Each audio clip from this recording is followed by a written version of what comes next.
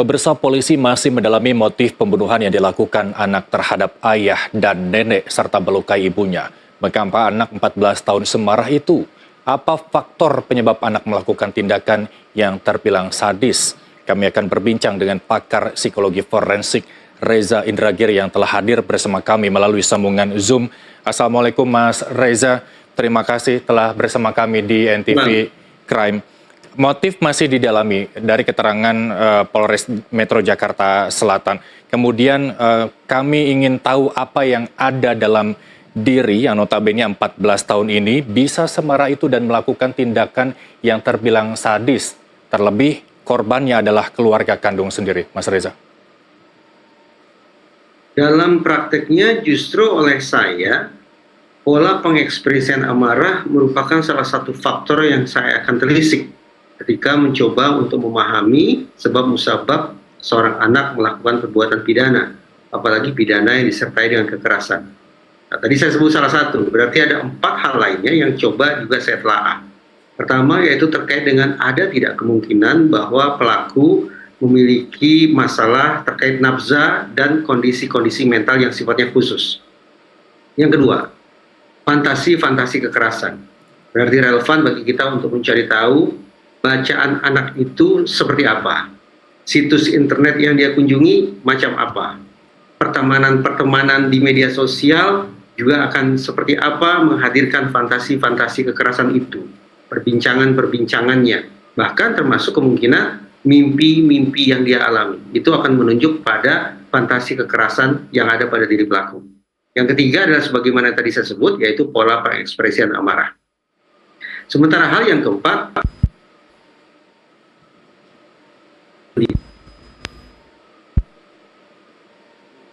apakah pelaku memiliki masalah di sekolah terkait dengan mata pelajaran kah itu, atau terkait dengan guru kah itu, atau pernahkah dia di DO, pernahkah dia tidak naik kelas, dan semacamnya. Sementara hal yang kelima, yang coba saya identifikasi adalah terkait dengan relasi sosial si anak, baik relasi sosial dengan teman-teman sebaya, maupun dengan orang tua atau keluarga, maupun pertemanan di jejaring media sosial.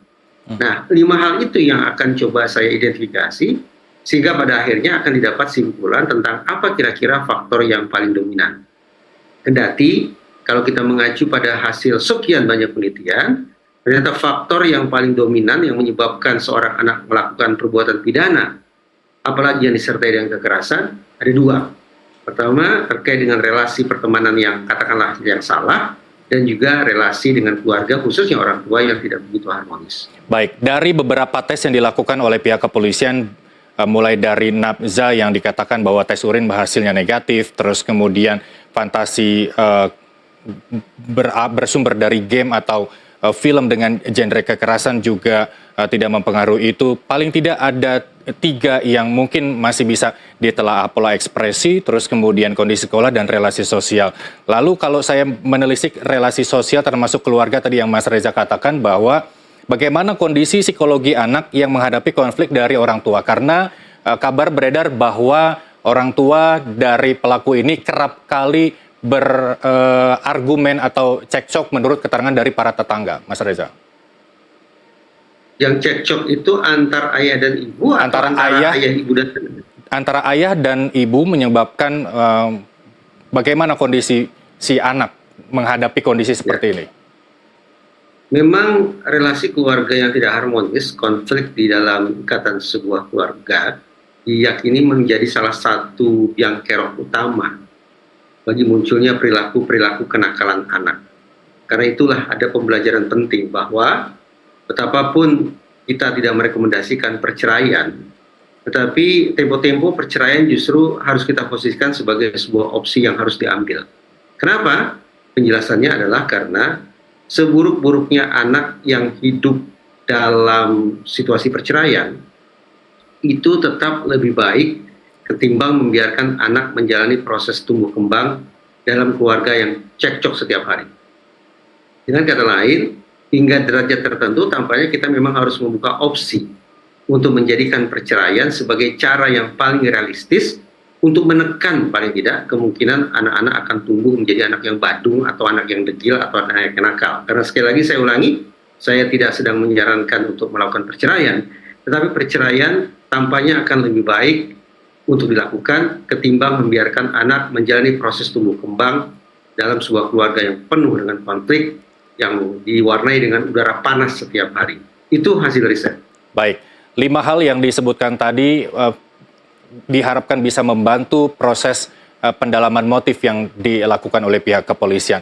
Lantas bagaimana dengan pendampingan anak yang notabene masih di bawah umur 14 tahun, Mas Reza? Kemudian bagaimana perlakuan hukumnya? Karena kami dapat informasi bahwa hari ini Polres Jakarta Selatan menetapkan MAS sebagai tersangka.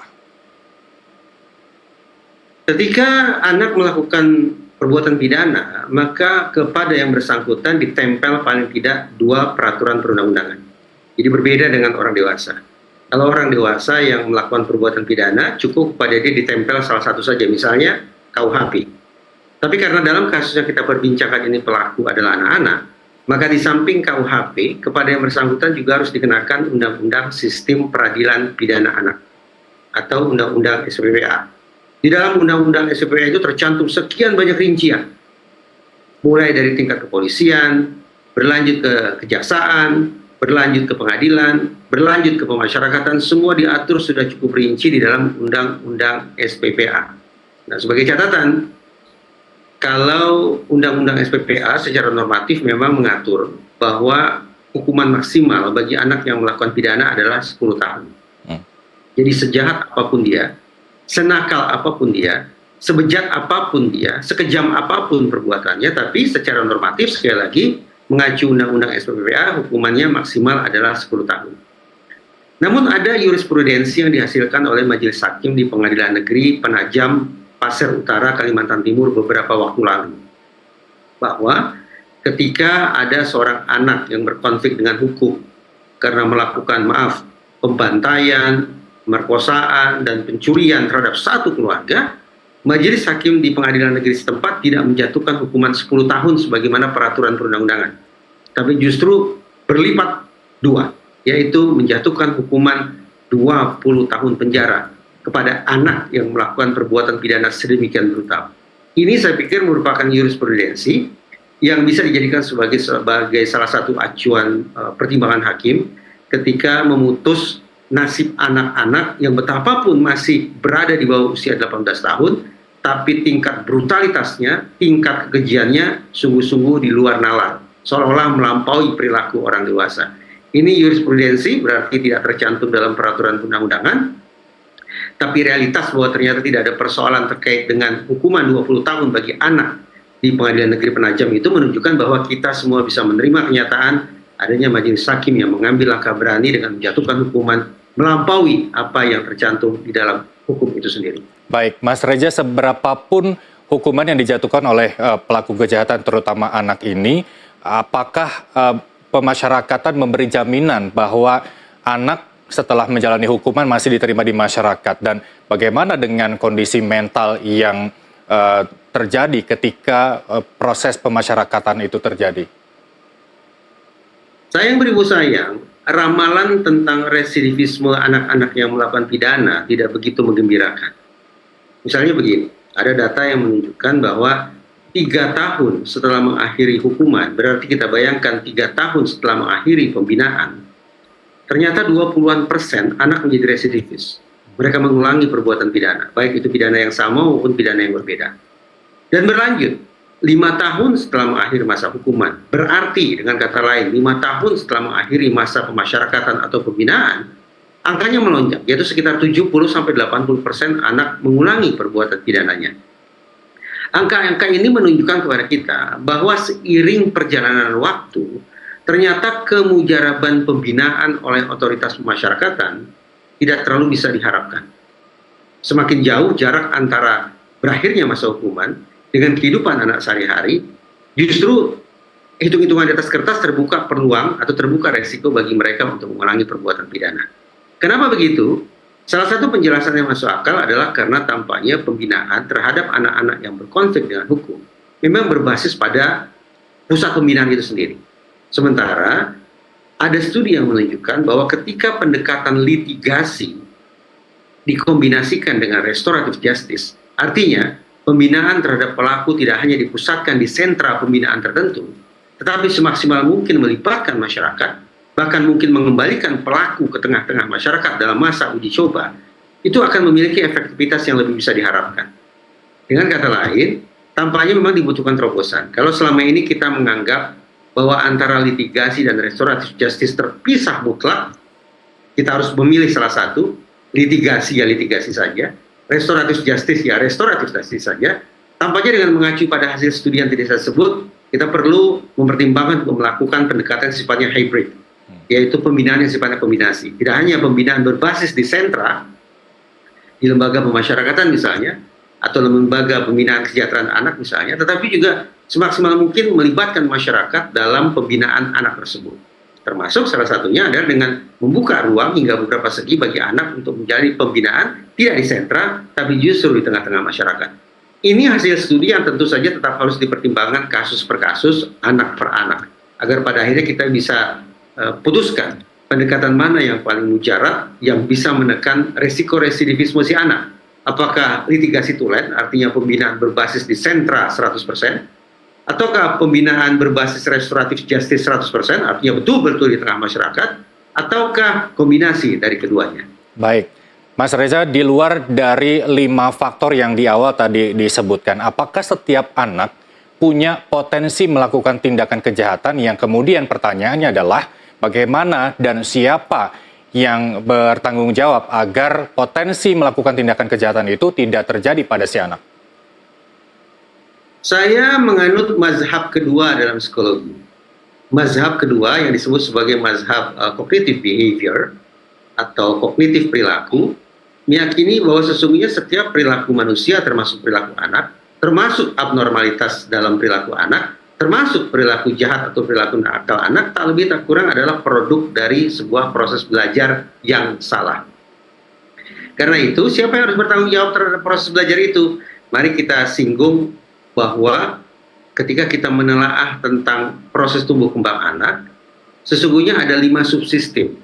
Ada 5 lingkungan yang dimasuki si anak, mulai dari lingkungan yang sifatnya mikro sampai lingkungan yang sifatnya makro. Alhasil, kalau ditanya siapa gerangan yang bertanggung jawab sehingga terjadi proses belajar yang salah pada diri si anak, sekaligus pertanyaannya siapa yang bertanggung jawab untuk melakukan koreksi atas proses belajar itu, maka 5 lingkungan itulah yang bertanggung jawab. Saya ulangi sekali lagi, mulai dari lingkungan yang sifatnya mikro, yaitu lingkungan yang paling terdekat dengan kehidupan anak, rumahkah itu, sekolahkah itu, kelompok teman sebayakah itu, hingga lingkungan makronya, yaitu kehidupan negara. Nah, berarti semua pihak menjadi stakeholder, menjadi pemangku kepentingan, sekaligus penanggung jawab. Mereka lah yang menyebabkan anak telah belajar secara salah sehingga menjadi penjahat, dan mereka pula lah yang bertanggung jawab untuk membenahi perilaku si anak dengan memberikan kesempatan belajar ulang agar anak menjadi insan yang budiman. Itu respon saya. Baik, sayang sekali waktu kita terbatas, Mas Reza, tapi saya mau pendapat Mas Reza terkait dengan pasal berlapis yang dijatuhi kepada MAS, antara lain pembunuhan, penganiayaan, dan kekerasan dalam rumah tangga. Apakah pasal berlapis ini menjamin bahwa pelaku tidak mengulangi perbuatannya di kemudian hari ketika telah menjalani masa pemasyarakatan? Secara singkat saja. Pasal berlapis itu akan berkonsekuensi boleh jadi pada masa hukuman yang lebih lama. Tadi saya katakan kemujaraban atau efektivitas pembinaan ternyata tidak ditentukan semata-mata berdasarkan berapa lama seorang anak mengalami atau menjalani pembinaan di sentra, tapi seberapa jauh juga kemungkinan anak untuk menjalani pembinaan di luar sentra, berarti termasuk melibatkan masyarakat. Kalau kita hanya berpatokan pada berapa lama kita akan mengirim anak ke dalam penjara, terus terang saya tidak begitu optimis bahwa resiko residivisme akan turun. Artinya, selesai masa hukuman nanti, tidak tertutup kemungkinan akan mengulangi perbuatan pidananya. Baik, terima kasih pakar psikologi forensik Reza Indragiri telah bergabung bersama kami di NTV Crime. Selamat kembali bertugas dan sampai jumpa.